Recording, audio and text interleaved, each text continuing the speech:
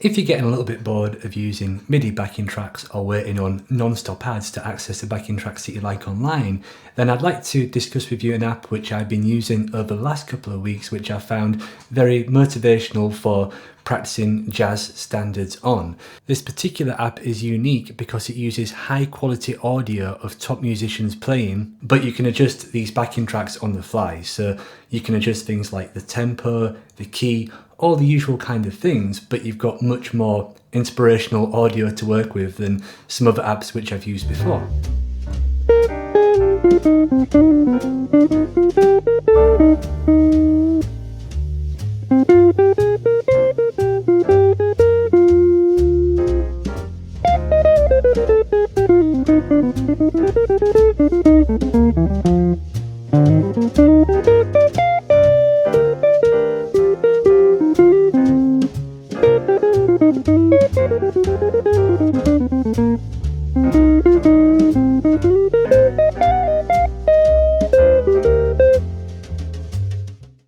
Throughout this video, I'd like to discuss some of the features of this app, how I use it, and share with you a few of the jams that I put together over the last couple of weeks. What I've just done is whenever I felt inspired by a particular backing track, I've tried to capture it on camera just so I can kind of, share how I use the app personally with you guys. But before we get in, I've got a disclaimer, and I have to say that this video is sponsored by Quartet, and I have also received all 4 volumes of Quartet too. What you're going to get in this video is my honest opinion, my honest review. I haven't been told to say anything, and in all the years that I've been doing these YouTube reviews, I think I've only reviewed 3 products, so I am very picky about what I review, and I'd only want to share things with you which I actually believe in and use myself. On top of that, Quartet has generously donated 40 copies of Quartet 1 to give away in this video, and I'll tell you how you can get entered into the draw to win a copy at the very end of the video. So let's get into the review. Quartet is an app available for Mac and iOS users. At the time of recording, there are currently 500 jazz standards across 4 different volumes or editions of the app. The jazz standards have been recorded by 9 of Europe's top jazz musicians. No AI, no MIDI, real musicians, which is what makes this app unique, because you can, normally if you've got the recording of quality musicians on a backing track, you're very, very limited in what you can do to adjust the tracks. So you've got the recordings of these musicians which you can actually adjust. And one feature that I do like about this app is that if you scroll to the bottom of each of the songs, you can see which specific musicians have played on that recording. All the backing tracks are royalty free, so if you wish to actually export any of the audio from this and record yourself playing over them, you can use them on your own projects, which is quite a cool feature given that these are basically recordings of high quality jazz musicians.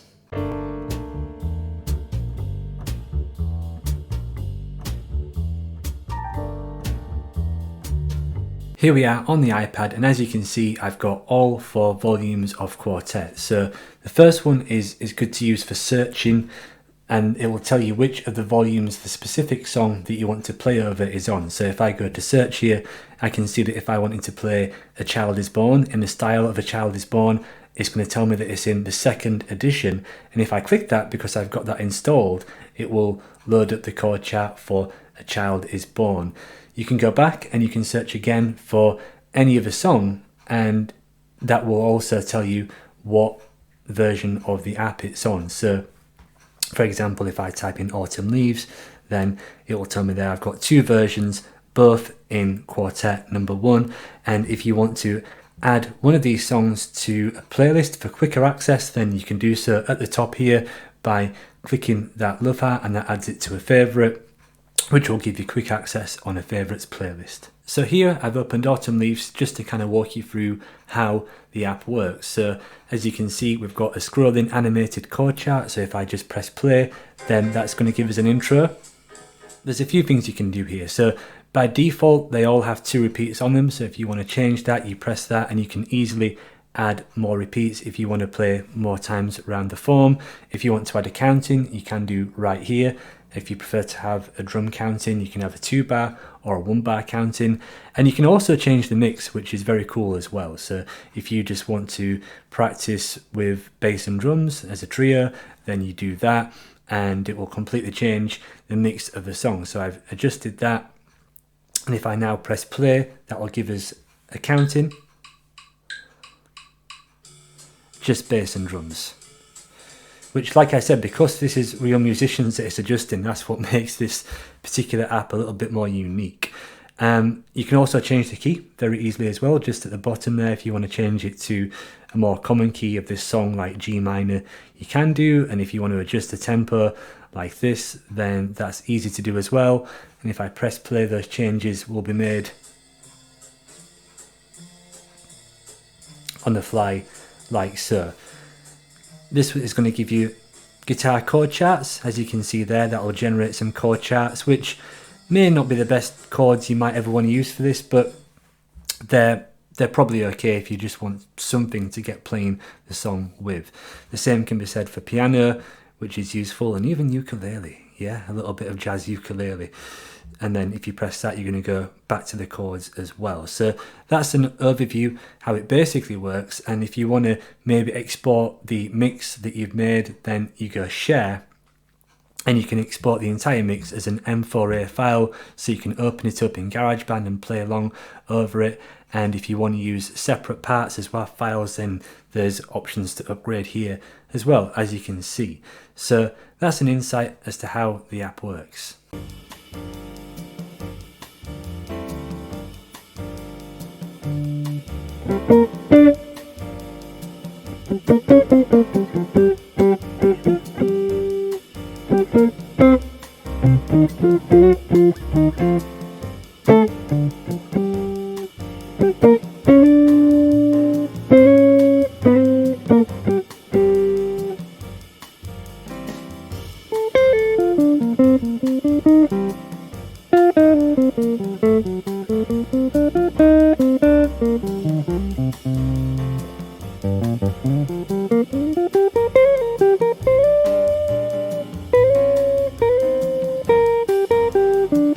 One feature of the Quartet app which I really like is the ability to select a specific instrument mix for a certain song. So if you just want to play with bass and drums, if you just want to play with bass, you can easily do that, and it just gives you a little bit of a different kind of feel to play over, and it can inspire you to maybe play a little bit different. And it is always good to do that as well, because if you're always playing with, piano, bass and drums, well, most jazz gigs are not going to have the budget to afford all those different players. So it's good for your timing and for your ability as a musician just to be able to play along with a bass line, number one. But what I think is really cool for us as guitar players is that we can actually have the sax player improvise over the form, and it's a really good way to practice comping. I often find comping quite hard to teach as a teacher, and I think most jazz guitar teachers and jazz piano players do. But what I did for this next clip is I basically got Burnish Tune and I exported the audio minus the piano, so it was sax, bass and drums, and I basically just started comping along and pressed record, and it actually kind of felt like I was on a gig because I didn't really know what the sax player was going to play, and it was quite fun and engaging. And when it comes to comping, it is often quite hard to make that fun and engaging, and it's a neglected skill as a jazz guitar player.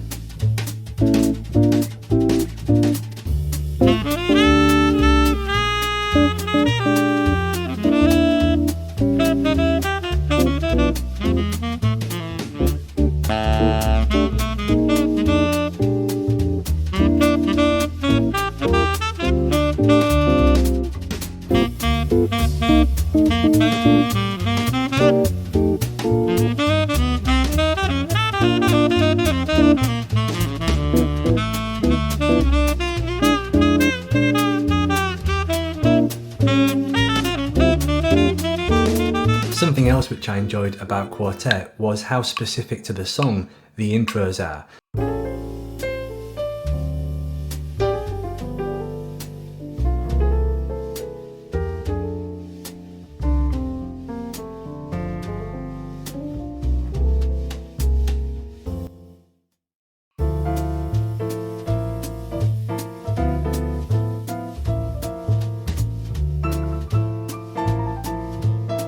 Another feature which I like about Quartet is the fact that you sometimes get two versions of the same song. So for example, with Autumn Leaves, you get this kind of cool up-tempo way of playing Autumn Leaves, and you get a slower, more Miles Davis-like way of jamming along to it as well. And this really is a great kind of way to practice that song in two different styles, rather than just get one song and change the tempo drastically up and down.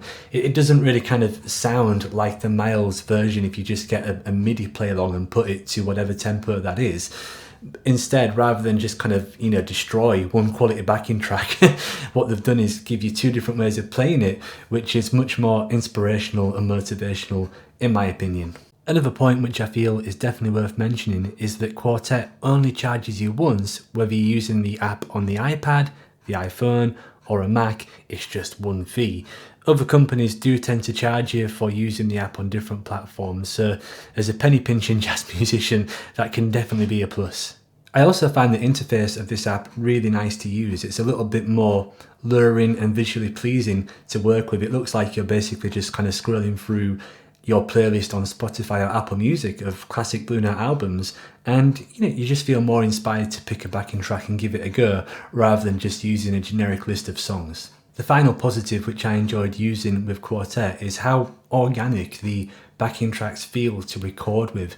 I haven't quite placed my finger on why this is, but for some reason when I've used other backing tracks in the past, I've thrown them into GarageBand and tried to play over them, and it just kind of sounds like someone playing along to a backing track. It doesn't quite sound organic, but with some of these recordings which I've created with Quartet, it seems to me that it just sounds more organic and more inspired. So I don't know exactly why that is, but it just feels more inspiring to record and play with than some of the other backing tracks which I've used.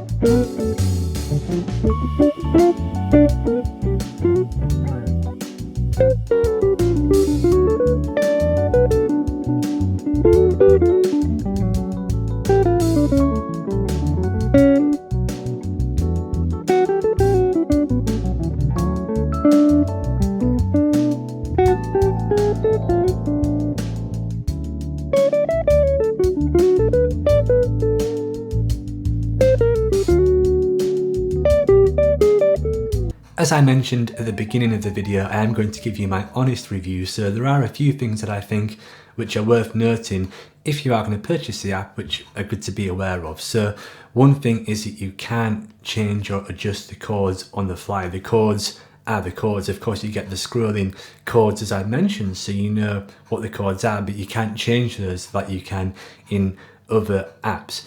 However, all the chord charts which I've used so far have been excellent. I haven't found any questionable chord charts as of yet. I haven't gone through them all, but all the ones that I've looked at have been how I would normally play a song. And let's face it, if you're going to use the Real Book, for example, then many of those chord charts are very questionable. But I believe that Jeff Gascoigne, who is an excellent UK jazz bass player, had a big insight into how these chord charts were going to be decided. So, because all these quality musicians have played on these, then at least you've got a little bit more trust in that chord chart. You're not just kind of getting, some untrusted source saying what these chords are. So even though you can't change them, they are good representations of how these jazz standards are usually played.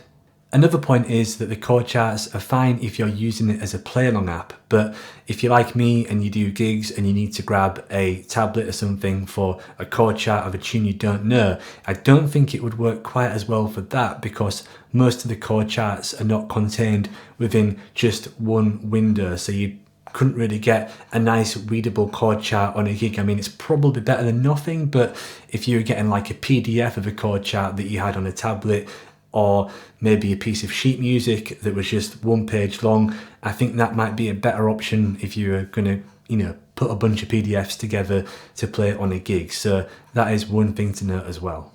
As I mentioned in the intro, there are currently, at the time of recording, 500 jazz standards available across 4 different editions of the app. So you haven't got every single jazz standard there. Of course, there are thousands. However, there are constantly more editions of this app getting added, so it's a growing library. And so far I don't think I haven't found a song which I've wanted to play, but it has to be said that there are currently, at the time of recording, 500 jazz standards, but many more will be added. The last point is that the generated guitar chord diagrams are not always the best chords that you can be using as a jazz guitar player. They're probably better than nothing if you just need a chord to use that might work, but they're not the best creative choice. However, it depends how you like to learn. In my teaching, I generally don't like the idea of looking at a song where you've got all the grips of the chords above the chords. I always think it's better to try and learn the chords in an isolated way, try and learn the chords in all 12 keys, and then try to use chord charts and play along apps as a test of the chords. Because if you try and learn a new voicing and you try and follow a chord chart, then it's often a more diluted result. Whereas if you actually just learn the chords properly and then use the chord chart to test how well you know the chords, that tends to work better with my students. So that is my review of the Quartet app. I think it's a really fun, cool tool, and there isn't another play-along app quite like it. It's not an all-exclusive MIDI library. It's something that's been put together by musicians, and it just feels like you're playing the songs more, and it's a little bit more musically motivating than always using a MIDI app, which, don't get me wrong, they're great and they have their purposes too, but I think it's a nice addition to at least try and see how you get on with. As I mentioned earlier in the video, Quartet have generously donated 40 copies of Quartet Volume 1 for me to give away in this video. So if you'd like to be entered into the draw to win one of these 40 copies, then please leave a comment below this YouTube video saying what your initial impressions of the Quartet app are. And in a couple of weeks, I'm just going to use a random number generator and I'm going to pick 40 different numbers to give away Quartet Volume 1 too. So if you'd like to be in with a chance of winning that, please leave a comment below this video. Thank you very much for watching this video. I hope that you enjoyed it. If you'd like any more information about Quartet app, then please check out the links below and that will give you all the information you need about them. I have found them a very responsive and very kind of creative company to work with, which is why I agreed to do this. I don't generally do sponsored reviews, but this is an app which I do enjoy using and I'm happy to recommend it to you as a subscriber. So thank you for watching and I'll see you in the next video.